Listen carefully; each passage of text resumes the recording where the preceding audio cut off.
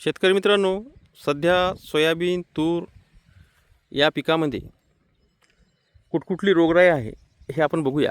तर सध्या सोयाबीन पीक कुठल्या अवस्थेमध्ये आहे? तर सध्या सोयाबीन पीक हे फुलावस्थेमधून समोर गेलेलं आहे. तर अशा अवस्थेमध्ये आपल्याला काय करायचं, तर ही आहे बाळी अवस्था. ज्याला बारीक शेंगा असतात त्याला बाळी अवस्था म्हणतात.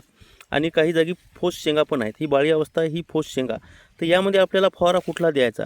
तर यामध्ये आपल्याला सध्या कोराजेन किंवा बाराझाईड वगैरे देऊ शकता, अळीनाशक, म्हणजे अळ्यांचा प्रभाव राहू नये. आणि असे कातरले पाणी असले तर त्यासाठी तेच आपल्याला कीटकनाशक आवश्यक आहे. आता बुरशीनाशकामध्ये आपण काय द्यायचं? तर बुरशीनाशकामध्ये आपण याला जास्त भारीचं बुरशीनाशक द्यायचं नाही. जास्त भारीचे बुरशीनाशक जर दिले तर त्यामुळं आपलं पीक जे आहे याचा कालावधी लेट जाऊ शकतो. आणि याचा कालावधी जर लेट गेला, कारण ते काळे कुट्ट गर्द पडते, कालावधी लेट गेला तर आपल्याला शेजाऱ्या पाजाऱ्यांची सोयाबीन हे कापणीला येतात आणि आपलं सोयाबीनची जी दांडी असते ती दांडी पूर्ण हिरवी राहते आणि पानं हिरवी राहतात. त्यामुळं काय होते, आपलं सोयाबीन कापणीला लवकर येत नाही. मग आपल्याला वाटते की ही सोयाबीनची व्हरायटी लेट आहे.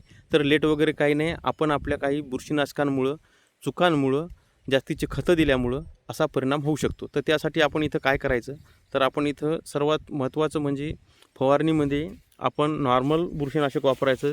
22 सारखं, साप पावडरसारखं, M45 सारखं, आणि सोबत कीटकनाशक कोराजेन, बाराझाईड अशा प्रकारचे आपण इथं घेऊ शकता. आणि आपल्याला जर अजून काही जर बदल करायचा असेल तर आपल्याला नॉर्मल औषध इथं घ्यावं लागेल.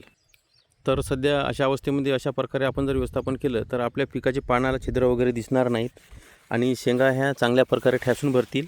आणि खताची मात्रा आपण जे दिलेली आहेत त्याच मात्रेवर हे सर्व काम होऊन जाईल.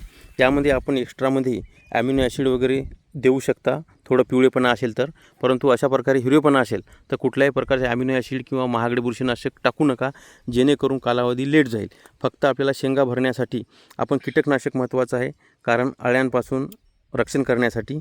आणि रसशोषक किडी तर सध्या कुठं आपल्याला दिसत नाही, फक्त उरला पांढऱ्या माशीचा परिणाम. तर त्यासाठी आपण असिटामाप्राइड याच्यामध्ये 20 ग्राम घेतलं तर अजून चांगल्या प्रकारे आपल्याला इथं रिझल्ट येतील. आणि बाकी आपल्याला जर कुठल्याही प्रकारची कीटनाशक किंवा इतर आपल्याला औषधीची गरज इथं पडणार नाही. म्हणजे आपलं कमी खर्चामध्ये एकदम चांगल्या प्रकारे रिझल्ट आपल्याला इथं मिळून जातील. तर त्यासाठी अशा प्रकारे आपण प्रयोग करू शकता आणि फवारा देऊ शकता.